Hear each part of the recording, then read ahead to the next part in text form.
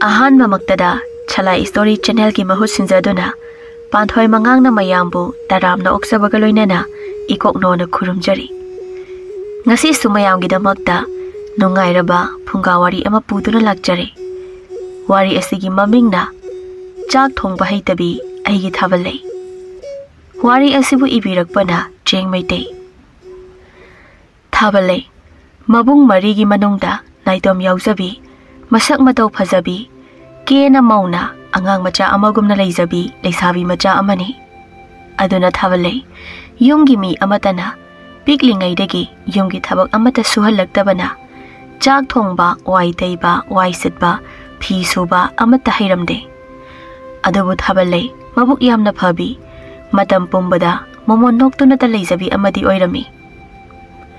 Nongmadi mabung mariga manamasinga punna Thaballei koiba chatlami. Koiba chatpa aduda ahenba kauba pakhang amaga soibadagi uhaudaba amadagi thengsinaduna tusillami.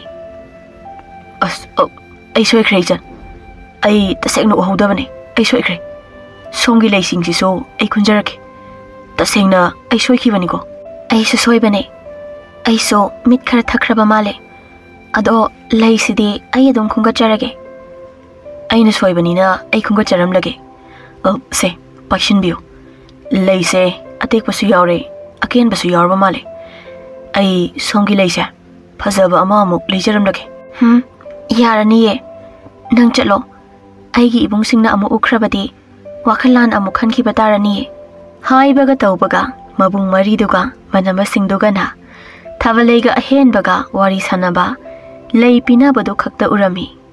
Mabung ahanna Kanano aikoi Thaballei da lei piriba nupase adusu mi mayam mamangsida nupi noi bo ina Thaballei gi manakta adum leyu matata thadokano haiba natro ha yengune nupasna namdana eigi san Thaballei na yaningda lei si piriba si yengo aduga chatlo haina taliba sumaline adubu nupase satine manama ahanna ngasai khaidi leiminarambane hauji waida lei ubaduda chenkrinemi. Lei ubada chenkribra nupa se ubada chenkribro yaima noi ke dorige nupa se phaungne mabung yaimana masigi mi usitaba nupa se lukham se nopke hey ngai khonak mi usitaba sardana aina si tholani se basai na khanglabani tayai magi maran natiye ma phubi ganoba haiba nang dekhei mabung yaimana ahenbada khupangna thaduna phurami maduda mafam aduda koiba lakliba miyam aduna ikoi koina yengnarami. Manama singduna Thaballei phisna ne namai se amta khumone he mi mayam sina yengnare ne lao ikoi chatlamase. Mabung ahum subana ikoi tayai sidiba phasana wari sanaba yabado hekta phuri mi mayam sina omsilaga yengnare. Isan nabi Thaballei gi mai ka kari amta yengthi phuge su machi amada putholaga phugo dum yabase. Mabung atombana Karigi wari shadoino mana ikoi gi isan Thaballei da lei pirise mi mayam mamangda natro tayai mama du thugayo iyamba aigi wase hanam to tabiyo iyamba gi wakhando lana chakre. Mabung gi aimana aigi angang uri bi sanda nangna namdana lei pidana laknari badubu wakhal lana chakre kaina mushi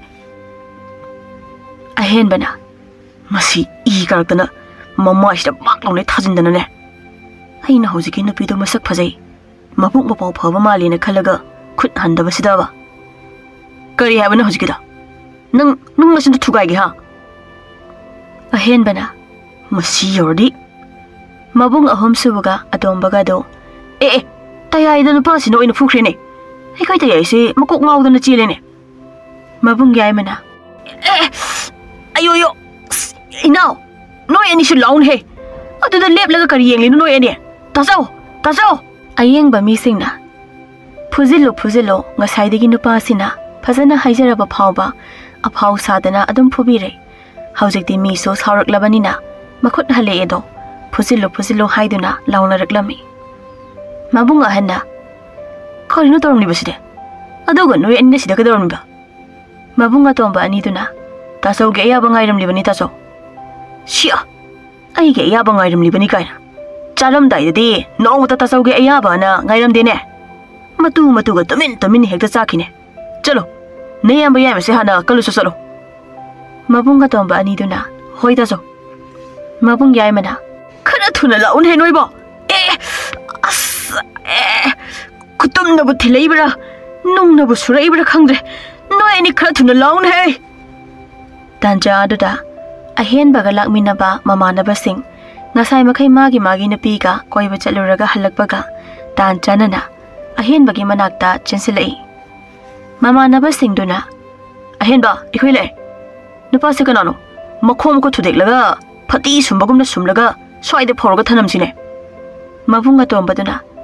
ngai kho ta thon sidi faraga mai ta tarni aduna khamtok sanaraga yum thalasi mabung ahum subaduna aikhoi jilina marina phawri sidi khunda khaktani khulde thoglari pharak tar taraba mi yamna leibjani ko mabung yai mana khara phurdi yari to oni ibung nangso nang wara mani ne achum aran khangdana khut hekta thara ini ne nase leise nang khaktaro ai gi dilai tabro ha mama na basing duna phu bolorabo phu khisidana aikhoi kinam mom tang ya hoge ha phu bolore hey mabung yai mana ipapa khatuna hairakpani mabung ani duna tayai sopro sauya de koi nausa asumaran khangdana khut khara yauna khre ado inawai bungo nang landi lanwani ko miya mamang sida aikhoi sal Thaballei da lei piba haibasi mabung aikhoi ne uraga kari pharongani nangwando ayune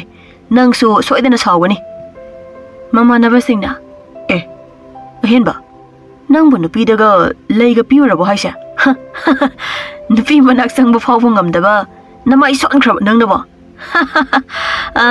ado kadaino nangna lei piuriba nupido marupna nungsiradi hausekta pharga pukhrasine yarida moise nupidugi mabung oredi noigi wado hena sauningba phawrni aduga iyamba isanda aina lei piduna mabu laknaba nate soibadagi magi leido makhada taduna tekpa chaiba tawbaduda aina khungkatuna pijabani iyambana sumaran khangdana khut hekta thare mabunga handa inausa yare wasi soida loshelo sawu yade koi bungo la oi nausa aina ikhoi gi chan Thaballei da hanglure aikhoina lanba oiramle chasi yumda mabung yai mana aina phuri ngai da ta saunai chan Thaballei da hangba yadro mina thina phurakla kanda ta sauna usna da saraga chengkhri kai gino ba hai chen bana tene aduga idi nangna dum phuri boy khaluri bani ne aduga di angang sina phuba oile rambai wani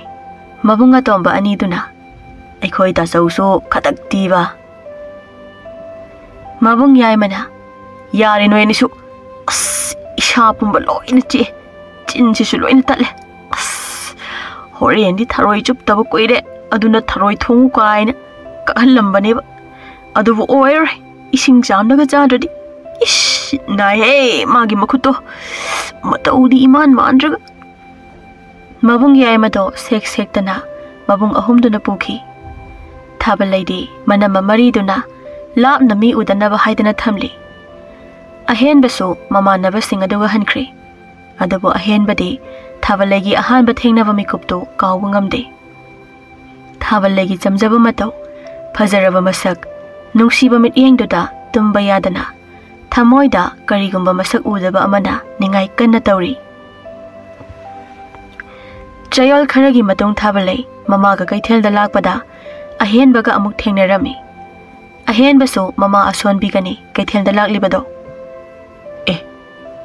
asidi ngahangi nupi dunine aibo lot kadra kawgadrane mihul sisu kaigino mahi ubaga kana chongkhalaisina karino ibungo nangna imagi laibi ni hairaga sida chap leplaga leiduna tabro ibungo kana hadano mana yenglibasibo leisabi danine mana yenglisidia masi matuga thinglaba maline ibungo ha hawima kanada no nangna yenglibadubo ha kanada yengde imagi porongdo kaidi yongene yengbane nang porong yengneba haujik ne waga wabaga ko lao ada dama da yondana leire tu achauba ama leiraga ne yumda halasi Ima wareba.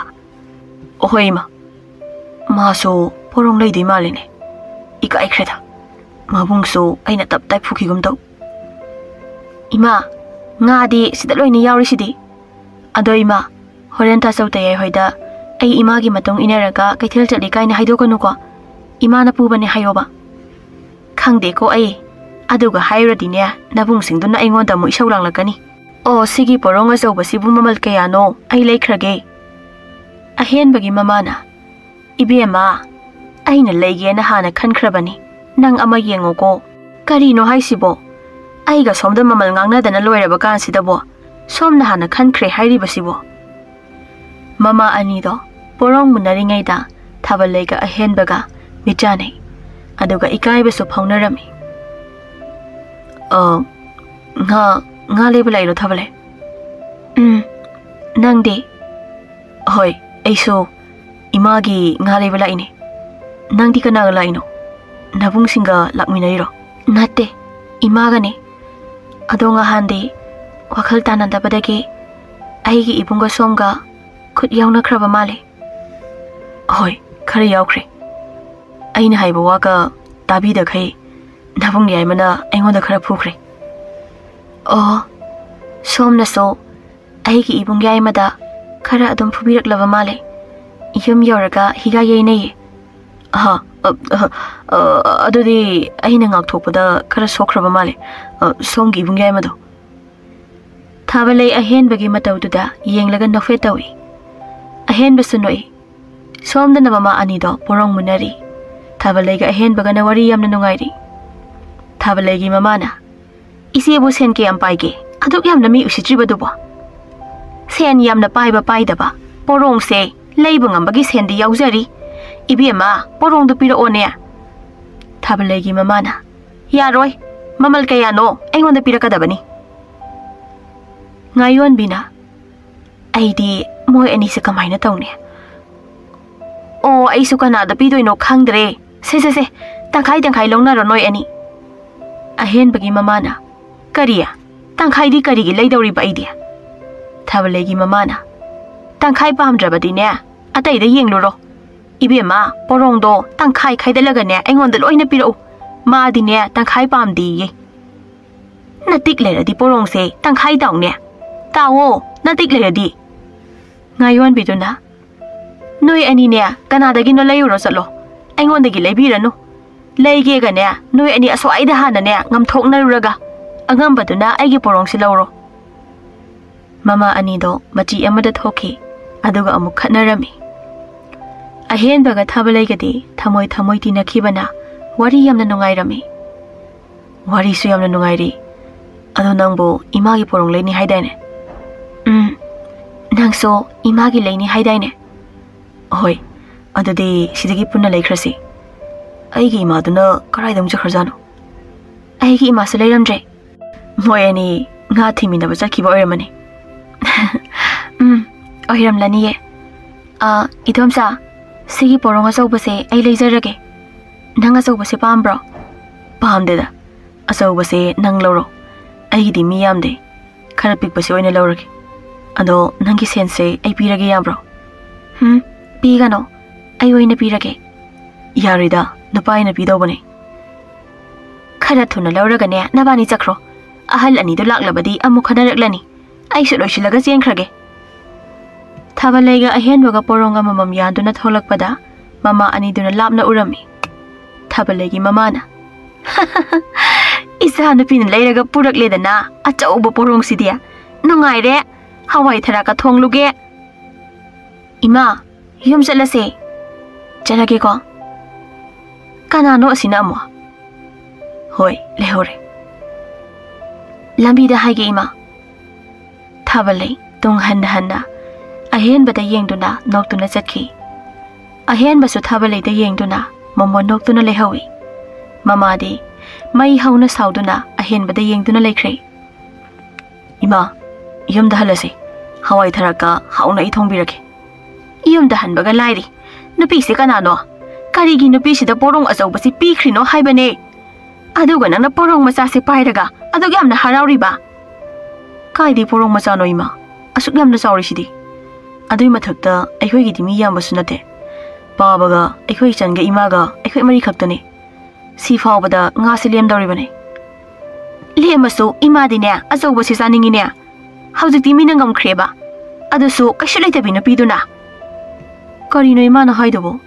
Porong leibadabo mina ngam khrebu kaino ima. Hai. Porong azoba sigi. Muna dana ne. Haujiki na pi masadugi mamaduga. Aiga samphoina de khaktana khanaram libani ne. Aduga nangna masa na pi sida azoba se pithokriba natro.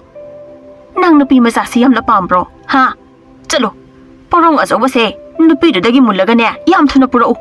Karino heima. Mina leijakriba nga sibu mullaga puroi. Aigi si fauba mana Thaballei ne leibiramine. Ha. Sigi nga si nupi masaduna leiramlibani haiba. Adu oiradi yare. Lao yumda halasi. Aikhoi ma sidiko. Ngasidi ahen baso Thaballei gi wakhanda tumba yadana harauna leirami. Thaballei so ahen bagi wakhanda tumlamde. Aduna haujekti ahen baga Thaballei ga tumin unaba hauраklami. Chayal kharagi matungdadi Thaballei ga ahen baga yamna nungsinaduna nongma una haudabada tumba chaba yadaba thamoi wajaba tawrami.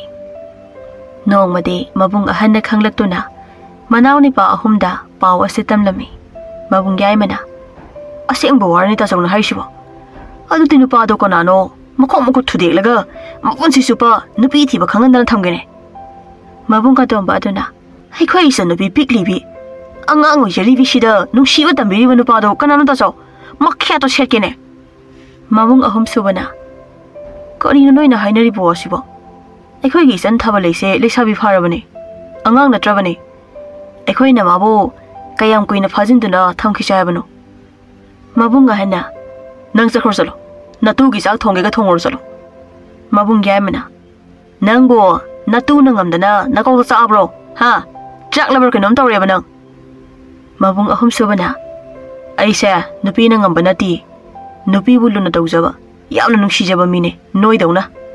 Mabung ahana yari taning dre ko nang yaima ngalingai dane nupa do kanano haiba thidolaga phuragane makhongla makhula thudikna batawsi natrabadi isa nupi she nupa do puraga chakradine aikhoi wani ko yaima isa nupi ma khaktane aikhoi ga lamna ba yadi ko. Mabung ahum subana hai sinadi aikhoi gi san Thaballei se mayum makai ga mata palhandabida yum sida dum thamna se hairo nate aikhoi gi san Thaballei sibu yum da yopo use tenawa oinaga urabo.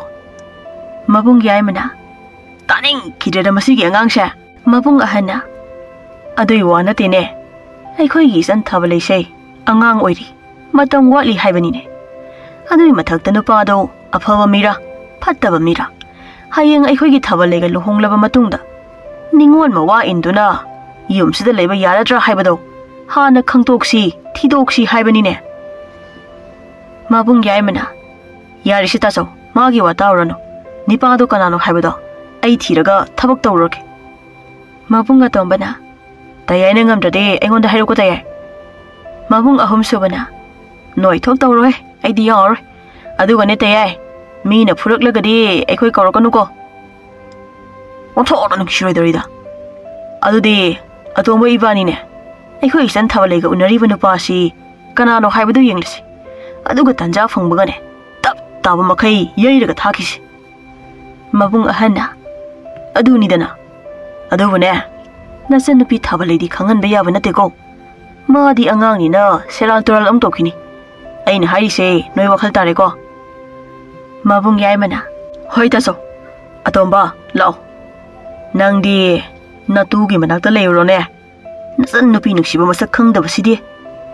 Mabung ahum subana oh noine khalibu wakhandudi ichan nupi nuksiba tarine apangba asoibu wakhalne di khangjadabida isan Thaballei ga wakhal dana themduna wari sanaroke masini hena afaba lambi oigani.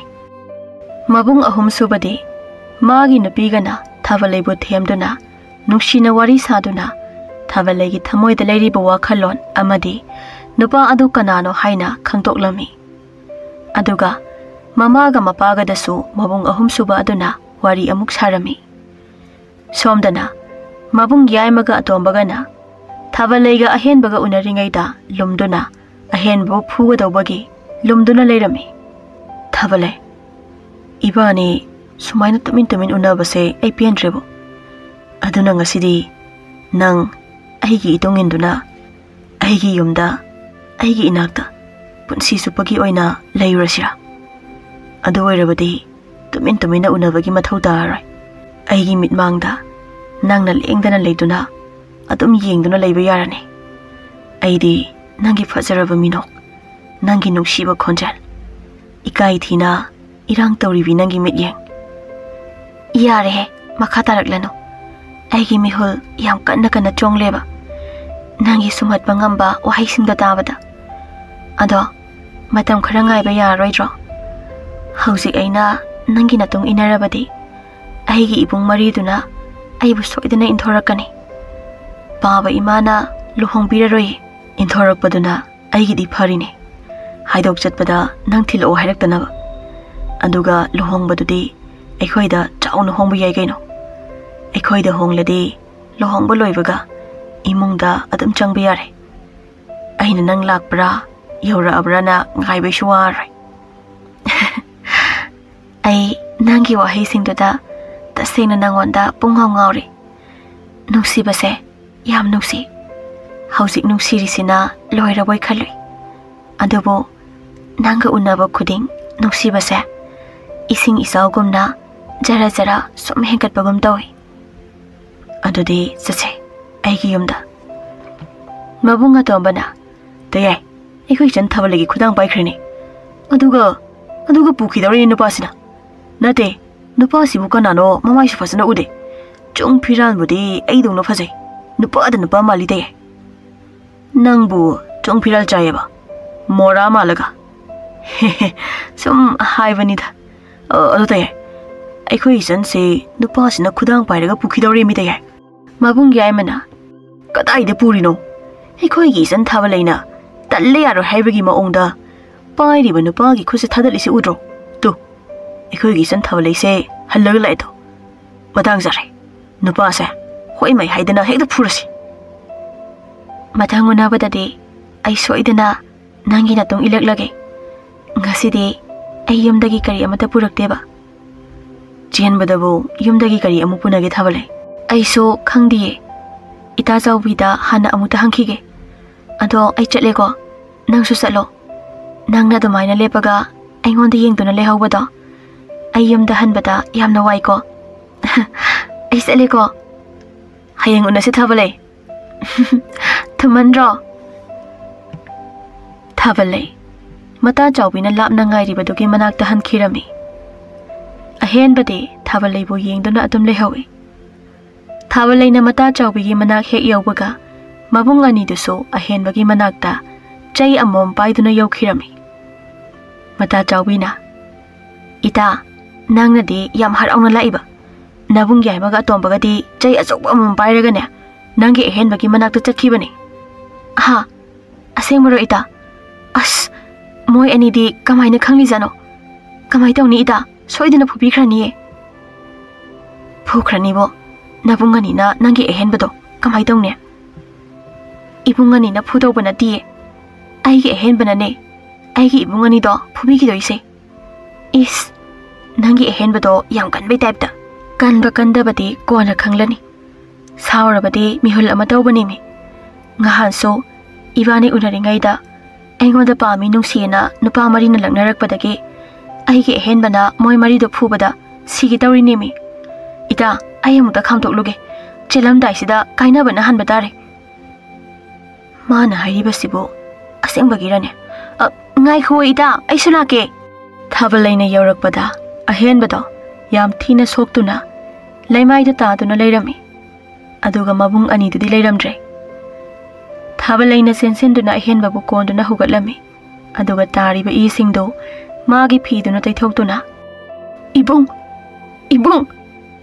kaino kari matawno nangna tawramliba asibo nangna haiba yaduna ngasaina noida chalamlabadi ibung nang kaisu tawramloi ko nangbo ahen basi yamna kalliadaine aduga nabung ani duna asuk thina phuramliba karai chakre ibung ani do khangni moi ngasidi ibung hawlo ai ngasidi nangi na tang iladabane hawlo salase se ai gi khutang se payo aduga noi gi yom tamna ai bu pubiro ai ma ngasai kai hawga kangkhat pa phawba ngamdana Thaballei gi matambak tanga thaduna leiramlaga Thaballei na yumda pubiro haibadagi phuk hawgutlaga Thaballei gi khudanga paikhrine chatlasi noi gi yumda ita chawbe ai chatlage nang yumda haidokluno ko chalasilo nabung marina ai gi saramse met khibra khangponte ado chatui oirabadi khathuna chakhro chalo ai sune amado kauraga amukta unaruge ai chatle ko noi ani su chakhro nadrabo nangna kana chalidubo phare naba kem tawdre aseng bagiro andudi naba pharabadi kona chelasira manungdadi yamna nari he mapandabudi khara phare ado karigino aigi ibungani na aduk thina phuramlaga nangna kemta tawba ngamdana leremlibadubo ibai dabo kamaina khut handoino mitop oiramlabadi mabani do kasaina siroidro aduga karigumba ibai ani do aina phuramba oiramlabadi nangna ibu warauduna aingondagi lapthokhiroidro aina lapthokhine na kibagi ibungani na nang halamlabadi kamaina tawba hatlamlagana nasumlangi sijaba taredana kidore kapiro Thaballei kapkano aina phagi tawbane aina bo asuk yamna nungsikhrabi aigi Thaballei thanamlaga sigadaba manbro sirabasune hayeng ibanina chahi chahum chamri mu nusidana hingminaramlagane ibani punna siminadoine ado nangna taladi khangdrego tande kaiso ando chahi du yamandro atuk yamna sangbo ibani hingkidrane andudi ibani ngasidagi ekhoida leiminaraga khangani ahen baga Thaballei ga khusamnana yam harau nungsinana chenkhirami mamsin lakpada mabung manama mama mapa singna Thaballei bu phana thirabasu Thaballei ngasidi adum phangkhidre nongan bagadi ahen bagi ahallamanna Thaballei gi yumda haidokpa laklami adabu mabung ahumna de phana yadrabasu mabung ahum subaga mamaga mapagana marai bagta tamlamlabani khanna ahen baga Thaballei ga do chauna lohonglami chayol kharagi matungdadi ahen bagi mamana masigi nupi sibu kamaini yumsida mau oiruni haidana laibano haibanida chak thongbasu haite wai teibasu haite wai sitpa phawbada hek haite phi subasu machu ta de khangdreda aigi sanupa amakak hek yaujabase nupi asoibi ama hek pusilaktana isa se pongmang hek mangida ko karino imana sumang tholaga nganglidabo yumlon kairo nabana taraga namong nupi se phana amata khanaroi lawoi mungda changoi karigi imungda changdawri bano aidi ngangki dawri bani sumang sida leplaga ne laikai tanaba imanang sitalli nasadi solebo imanangi sinsidi nungdagi hena kalamgani khanda yada da kalibane imabu hana sumaina kalambaro ing tapada namase laikai sida hainaramliba natro ahen bagi mapaga macanapiga do mamagi wado taraga kanda nogle mapana mama nangbo hana ing tapame haiba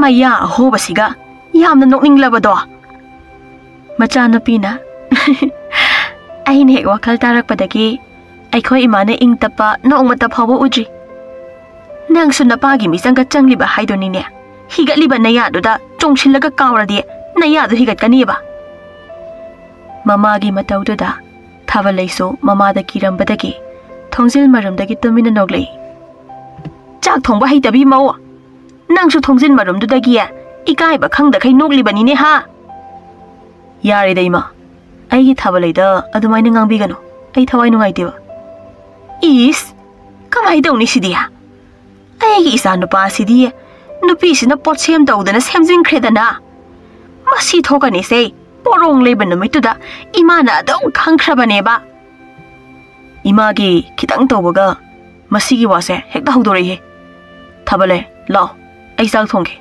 ꯅꯪ ꯑꯩꯒꯤ ꯏꯅꯥꯛꯇ ꯐꯝꯃꯨꯂꯣ ꯑꯣ ꯂꯣꯏꯔꯦꯗꯅ ꯍꯥꯏ ꯅꯪꯅ ꯆꯥꯛ ꯊꯣꯡꯗꯣꯏ ꯑꯣꯏꯔꯗꯤꯅꯦ ꯏꯃꯨꯡ ꯋꯥꯏꯔꯝꯁꯦ ꯃꯧꯗ ꯇꯩꯍꯜꯂꯨ ꯃꯆꯥꯅꯨꯄꯤꯅ ꯑꯩꯅ ꯉꯁꯥꯏꯅ ꯂꯣꯏꯅ ꯇꯩꯔꯕꯅꯤ ꯏꯃꯥ ꯅꯪ ꯌꯥꯝꯅ ꯇꯩꯅꯤꯡꯕ꯭ꯔꯥ ꯍꯥ ꯑꯗꯨꯗꯤꯅꯦ ꯐꯤ ꯁꯨꯍꯜꯂꯨ ꯃꯄꯥꯅ ꯑꯩ ꯁꯨꯔꯒꯦꯅꯦ ꯃꯃꯥ ꯃꯣꯏ ꯃꯄꯥꯅ ꯐꯤ ꯀꯃꯥꯏꯅ ꯁꯨꯗꯣꯏꯅꯣ ꯅꯪꯅꯅꯦ ꯅꯥꯒꯟꯕꯤ ꯑꯣꯏꯗꯅ ꯑꯗꯨꯝ ꯁꯨꯔꯒ ꯂꯥꯛꯂꯕꯗꯨꯗꯤ ꯑꯩꯒꯤ ꯏꯃꯨꯡꯒꯤ ꯃꯤꯁꯤꯡꯁꯤꯗꯤ ꯃꯁꯤꯒꯤ ꯄꯣꯔꯣꯡ ꯅꯠꯇꯦ ꯃꯁꯤꯒꯤ ꯃꯧꯁꯤꯅ ꯂꯣꯏꯅ ꯁꯦꯝꯖꯤꯟꯈ꯭ꯔꯦꯗꯅ ꯑꯩ ꯈꯛꯇ ꯉꯥꯏꯔꯤꯕ ꯁꯦꯝꯖꯤꯟꯕ ꯉꯝꯗ꯭ꯔꯤꯁꯦ ꯀꯥꯟꯅꯗꯦ ꯆꯥꯛ ꯂꯣꯏꯕ ꯉꯥꯏꯕ ꯑꯣꯏꯅ ꯏꯃꯧ ꯅꯨꯄꯤꯁꯦ ꯂꯩꯀꯥꯏꯗ ꯊꯣꯛꯂꯒ ꯈꯔ ꯁꯤꯗꯔꯨꯒꯦ ꯊꯥ ꯈꯔꯒꯤ ꯃꯇꯨꯡ ꯃꯕꯨꯡ ꯃꯔꯤꯗꯣ ꯃꯊ꯭ꯋꯥꯏ ꯌꯥꯝꯅ ꯅꯨꯡꯉꯥꯏꯇꯅ ꯋꯥꯔꯤ ꯁꯥꯟꯅꯔꯝꯃꯤ ꯃꯕꯨꯡ ꯑꯍꯟꯅ ꯑꯩꯈꯣꯏꯅꯅꯦ ꯁꯥꯎꯔꯤꯕꯅꯤ ꯋꯥꯔꯧꯔꯤꯕꯅꯤ ꯍꯥꯏꯗꯅ ꯏꯆꯟ ꯊꯥꯕꯜꯂꯩꯒꯤ ꯃꯅꯥꯛꯇ ꯅꯣꯡꯃꯇ ꯆꯠꯂꯨꯗꯕ ꯃꯁꯤ ꯌꯥꯝꯅ ꯐꯠꯇ꯭ꯔꯦꯗ ꯃꯕꯨꯡ ꯌꯥꯏꯃꯅ ꯑꯁꯦꯡꯕꯅꯤ ꯇꯥꯆꯧ ꯑꯩꯈꯣꯏ ꯑꯃꯨꯛꯇ ꯏꯆꯟ ꯊꯥꯕꯜꯂꯩꯒꯤ ꯃꯅꯥꯛꯇ ꯆꯠꯂꯨꯁꯤ ꯀꯨꯏꯔꯦ ꯑꯩꯈꯣꯏꯒꯤ ꯏꯆꯟ ꯊꯥꯕꯜꯂꯩ ꯏꯀꯦ ꯀꯦꯖꯕꯤ ꯅꯨꯡꯁꯤꯕ ꯃꯁꯛꯇꯨ ꯎꯔꯛꯇꯕ ꯃꯕꯨꯡ ꯑꯇꯣꯝꯕꯅ ꯑꯩꯈꯣꯏꯒꯤ ꯏꯆꯟ ꯊꯥꯕꯜꯂꯩꯅ ꯃꯕꯨꯡ ꯑꯩꯈꯣꯏꯁꯦ ꯁꯣꯏꯗꯅ ꯋꯥꯔꯧꯔꯝꯒꯅꯤꯀꯣ ꯇꯥꯆꯧ ꯁꯣꯏꯗꯅ ꯋꯥꯔꯧꯔꯝꯒꯅꯤꯅꯦ ꯑꯇꯣꯝꯕ ꯃꯕꯨꯡ ꯑꯍꯨꯝ ꯁꯨꯕꯅ ꯑꯩꯉꯣꯟꯗꯗꯤ ꯋꯥꯔꯧꯔꯝꯃꯣꯏ ꯃꯣꯏ ꯑꯍꯨꯝꯅ ꯅꯪꯉꯣꯟꯗꯗꯤ ꯀꯔꯤꯒꯤ ꯇꯥꯆꯧ ꯇꯌꯥꯏ ꯑꯩꯗꯤ ꯑꯩꯈꯣꯏꯒꯤ ꯏꯆꯟ ꯊꯥꯕꯜꯂꯩꯒꯤ ꯃꯅꯥꯛꯇ ꯑꯗꯨꯝ ꯆꯠꯂꯤ ꯍꯥ ꯑꯗꯨꯒ ꯅꯪꯗꯤ ꯑꯩꯈꯣꯏꯗ ꯁꯨꯡꯍꯥꯏ ꯍꯥꯏꯔꯛꯇꯕ ꯃꯕꯨꯡ ꯌꯥꯏꯃꯅ ꯃꯁꯤ ꯑꯩꯈꯣꯏ ꯏꯆꯤꯜ ꯏꯅꯥꯎ ꯃꯔꯤꯗꯅꯦ ꯃꯕꯨꯛ ꯈ꯭ꯋꯥꯏꯗꯒꯤ ꯐꯠꯇꯕꯁꯦ ꯃꯥ ꯑꯣꯏꯗꯣꯏꯅꯤ ꯇꯥꯆꯧ ꯃꯕꯨꯡ ꯑꯇꯣꯝꯕꯅ ꯅꯪ ꯏꯌꯥꯝꯕꯒ ꯑꯣꯏꯔꯝꯃꯗꯤꯅꯦ ꯃꯕꯨꯡ ꯑꯍꯟꯅ ꯌꯥꯔꯦ ꯌꯥꯔꯦ ꯍꯧꯖꯤꯛ ꯑꯗꯨꯒꯤ ꯃꯇꯝ ꯅꯠꯇꯦ ꯍꯌꯦꯡꯗꯤꯅꯦ ꯏꯆꯤꯜ ꯏꯅꯥꯎ ꯑꯩꯈꯣꯏ ꯄꯨꯟꯅꯅꯦ ꯏꯆꯟ ꯊꯥꯕꯜꯂꯩꯒꯤ ꯃꯅꯥꯛꯇ ꯆꯠꯂꯁꯤ ꯃꯧ ꯃꯔꯤꯗꯨꯅ ꯅꯣꯏ ꯈꯛꯇ ꯆꯠꯄ ꯌꯥꯕ꯭ꯔꯣ ꯑꯩꯈꯣꯏꯁꯨ ꯂꯥꯛꯀꯗꯣꯏꯅꯤ ꯃꯃꯥꯒ ꯃꯄꯥꯒꯁꯨ ꯑꯩꯈꯣꯏ ꯄꯨꯟꯅ ꯍꯦꯛꯇ ꯆꯠꯂꯁꯤꯅꯦ ꯃꯃꯥꯅ ꯆꯠꯂꯗꯤꯅꯦ ꯀꯩꯊꯦꯜꯗꯒꯤ ꯄꯣꯔꯣꯡ ꯑꯆꯧꯕ ꯂꯩꯈꯤꯁꯤ ꯌꯨꯝꯒꯤ ꯑꯄꯥꯟꯕ ꯍꯋꯥꯏ ꯊꯔꯥꯛ ꯃꯔꯨ ꯑꯇꯣꯡꯕ ꯈꯔꯁꯨꯅꯦ ꯍꯦꯛꯈꯤꯁꯤ ꯃꯧ ꯑꯍꯟꯅ ꯏꯃꯥꯒ ꯄꯥꯕꯒꯗꯤ ꯑꯗꯨꯝ ꯆꯠꯇꯥꯏꯅꯦ ꯑꯗꯨꯅ ꯍꯌꯦꯡꯗꯤ ꯏꯃꯥꯒ ꯄꯥꯕꯒ ꯌꯨꯝ ꯁꯪꯂꯝꯃꯣꯗꯅ ꯏꯃꯥꯗꯤꯅꯦ ꯑꯃꯨꯛꯇꯒꯤ ꯍꯦꯟꯅ ꯆꯠꯇ꯭ꯔꯤꯍꯩ ꯃꯄꯥꯅ ꯌꯨꯝ ꯁꯪꯅꯕꯗꯤ ꯑꯩꯈꯣꯏꯒꯤ ꯑꯃꯨꯕꯤꯒ ꯑꯉꯥꯡꯕꯤꯒꯅ ꯃꯥꯏꯅ ꯁꯪꯖꯍꯧꯁꯅꯤ ꯃꯣꯏ ꯑꯅꯤꯅꯕꯨ ꯊꯣꯡꯒꯥꯟꯗ ꯂꯩꯈꯤꯕꯗꯅꯦ ꯀꯛꯆꯦꯡ ꯐꯥꯎꯕ ꯃꯃꯥꯡ ꯁꯝꯂꯒ ꯆꯠꯄ ꯉꯝꯄꯣꯟꯇꯦ ꯑꯗꯨꯗꯤ ꯍꯌꯦꯡ ꯅꯆꯥꯅꯨꯄꯤꯒꯤ ꯃꯅꯥꯛꯇ ꯆꯠꯄꯗ ꯀꯔꯤ ꯀꯔꯤꯅꯣ ꯄꯨꯕ ꯌꯥꯕ ꯄꯨꯅꯕ ꯁꯦꯝ ꯁꯥꯅꯕ ꯇꯧꯔꯁꯤ ꯅꯣꯡꯉꯥꯟꯕꯒ ꯑꯍꯦꯟꯕꯒ ꯃꯃꯥꯒꯗꯣ ꯁꯨꯃꯥꯡ ꯃꯇꯣꯟꯗ ꯂꯦꯞꯇꯨꯅ ꯏꯁꯧ ꯂꯥꯡꯗꯨꯅ ꯂꯩꯕ ꯇꯥꯟꯖꯥꯅꯤ ꯊꯥꯕꯜꯂꯩꯒꯤ ꯃꯃꯥ ꯃꯄꯥ ꯃꯅꯝꯃ ꯃꯕꯨꯡꯁꯤꯡꯅ ꯑꯍꯥꯎ ꯑꯊꯨꯝ ꯃꯌꯥꯝ ꯑꯃꯒ ꯄꯣꯔꯣꯡ ꯑꯆꯧꯕ ꯑꯃꯒ ꯌꯥꯟꯗꯨꯅ ꯂꯥꯛꯄꯗꯣ ꯑꯍꯦꯟꯕꯒꯤ ꯃꯃꯥꯅ ꯃꯁꯤꯒꯤ ꯃꯧꯁꯤꯕꯨ ꯀꯔꯤ ꯃꯍꯩꯕꯨ ꯆꯦꯟꯕꯅꯣ ꯈꯪꯗꯦꯃꯤ ꯏꯃꯨꯡ ꯑꯁꯤꯗꯒꯤ ꯍꯦꯟꯇꯣꯛꯇꯅ ꯁꯥꯒꯩꯒꯤ ꯃꯤ ꯐꯥꯎꯕ ꯌꯥꯎꯅ ꯃꯥꯅ ꯃꯍꯩ ꯇꯧꯔꯒ ꯂꯣꯏꯅ ꯐꯥꯈ꯭ꯔꯤꯃꯤ ꯃꯥꯅ ꯃꯍꯩ ꯇꯧꯕ ꯉꯝꯗ꯭ꯔꯤꯕꯁꯦ ꯑꯩ ꯈꯛꯇꯅꯦ ꯑꯇꯩꯗꯤꯅꯦ ꯃꯥꯅ ꯃꯍꯩ ꯇꯧꯔꯒ ꯂꯣꯏꯅ ꯍꯦꯛ ꯐꯥꯈ꯭ꯔꯦꯕ ꯀꯣꯏꯔꯔꯣꯏ ꯂꯩꯀꯥꯏꯁꯤꯗ ꯂꯩꯔꯤꯕ ꯃꯤꯄꯨꯝ ꯈꯨꯗꯤꯡꯃꯛꯁꯨꯅꯦ ꯃꯥꯅ ꯃꯍꯩ ꯇꯧꯔꯒ ꯐꯥꯗꯧꯔꯤꯕꯁꯦ ꯑꯩꯅ ꯉꯛꯂꯤꯗꯤ ꯑꯩꯒꯤ ꯏꯃꯧꯁꯦ ꯐꯠꯇꯦ ꯍꯥꯏꯕ ꯃꯤ ꯑꯃꯠꯇ ꯍꯦꯛ ꯌꯥꯎꯗꯦꯃꯤ ꯐꯩ ꯉꯥꯛꯇ ꯂꯣꯏꯅ ꯍꯦꯛꯇ ꯍꯥꯏ ꯑꯩ ꯈꯛꯇꯅꯤ ꯐꯠꯇꯦ ꯈꯪꯂꯤꯁꯦ ꯋꯥꯏ ꯁꯤꯠꯄꯁꯨ ꯍꯩꯇꯕ ꯇꯩꯕꯁꯨ ꯍꯩꯇꯕ ꯆꯥꯛ ꯊꯣꯡꯕꯁꯨ ꯍꯩꯇꯕ ꯃꯧꯁꯤꯕꯨ ꯀꯔꯤ ꯃꯧꯅꯣ ꯍꯥꯏꯕꯅꯤꯗ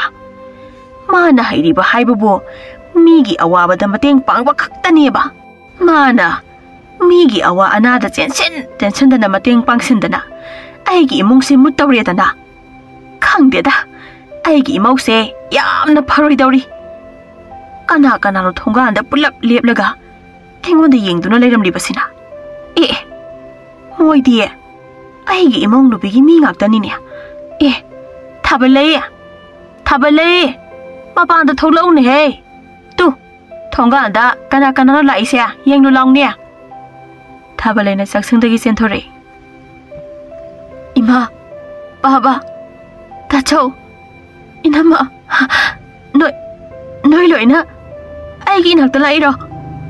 Ahen bagi mamana. Namana pala aga karigino, Harau giti haida na kapli badubo. Changbiro o. Karigino da lo ina leptana laibiri badubo.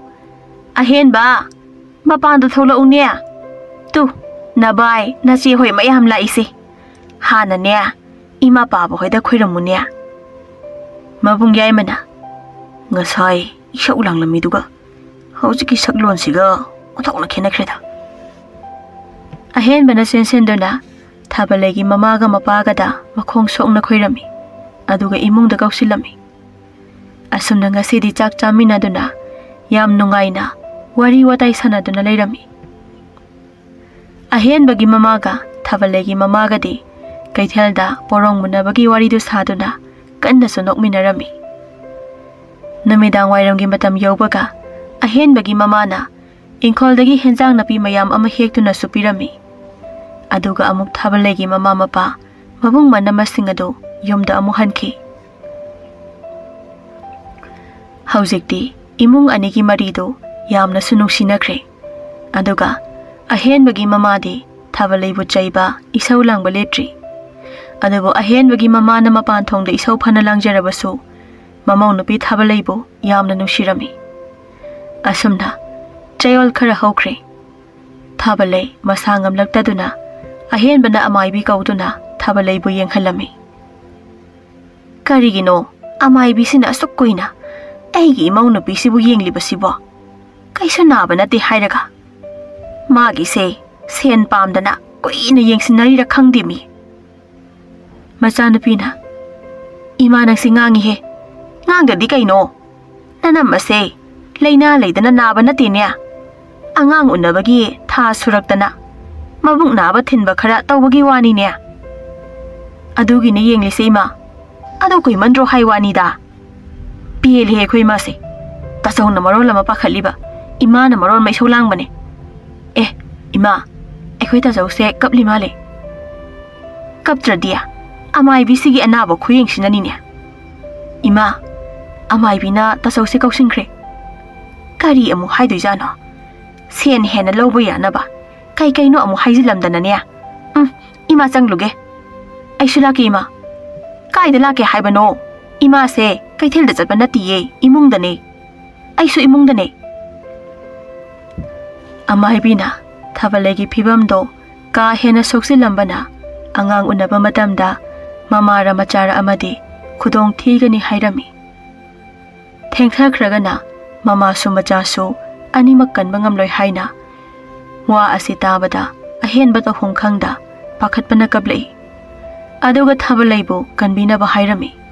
Aduga angang unatringai mikupta Thaballei ga ahen baga su unarami. Ai kaisu tawroi. Nangna napilo silaga kapido. Horel daide ibani gi nungshiraba isa ama uba phanglaga dabane. Ado nang angang unaba loidriba phawba aigi inakta aigi khudang paiduna adum layuko ai kiba. Lainiye ai nangi nanakta lengdana adum laigani Thaballei. Nang amuk apaba tallihe. Ason bin napi aina kapkadra hairaga. Ado aigi ima baba ibung singdila aba ina moiso. Lai loina lai Thaballei. Moi amata yamda hankino hayuko. Ado ai isa se amna ware. Ai amai bi kawar ko Thaballei. Ngai ko nangdi aigi inakta lengdana layo hairaga. Ahen bana amai bi kawrami. Aduga laikai gi ahal napi singna Thaballei gi angang unanaba honarami. Ahen badi mapanda pakhatuna kaptuna lai khoiramtuna te laikre. Mikup khana leiraga angang kapagi khonjal taraklami. Angang kapagi khonjal du tabada ahen badi haraubagi mahutta Thaballei kauduna hihik launa kaptuna phamthakre. Ahen bagi matawduda mapa su kablakle. Mabung maridu su kablakle. Maduda amai bi eduna tholaktuna ahen bada. Ibungo nang kaptuna leirabro. Laune Nasanupagi nungsiba masaksi yenglo laune. Ima waibi, aigi Thaballei di. Nangi Thaballei kaisu tawdre ne. Laina janbidana mama su masasu karimata tawdre ne. Ha, asengbro ima waibi. Asengbani ne, lao ne. Nangi nupi sisu macha hana yenge haide ne he. Ma die, ma kawiro o na bo amuk toiba. Kayamba nungsinaraba zano noy anisina. Lao lao. Asum na laina janbidana Thaballei su angang su asoy angam yaudana karimata tawkhidre. Aduna hojikti Thaballei ga ahen bagado masanupa nungsiba ama phangjaduna yam nungaina leirami. Adubo ahen bagi mamadi hojiksu sumang matonda isau langba lepte. Angang yaurba phawba chak thongba heitaba mausibo malemsida leiramgadroba. Is talleda aigi mausi muktanba malemsida leiramoi. Tanmandana ne hojik phawba chak thongba heitribani. Talleda Masanapina. Ima nangsi tandidago sumang matonsida isau adum langlemi. Hai, aina langlise langda yadadana langlibani. Ado ibema nana masak lamamani chak thongnaba amukta tawruso. Aine laikai-dana nama hullaga ne khara ngangluge. Natrabadi nanamaga aigase yam yanaba mankhrani. Aikhoi ima sitibako asina laikai-da aigi inamase thagatlamdoine. Nungsiba wa mayam ama hairaga. Chak thonglurage. Aikhoi tachausiso machanapa ama phangbadagi angangse pamlaga inamagi manaktagi sugen henkidre. Kamal chawbasu henkatkre.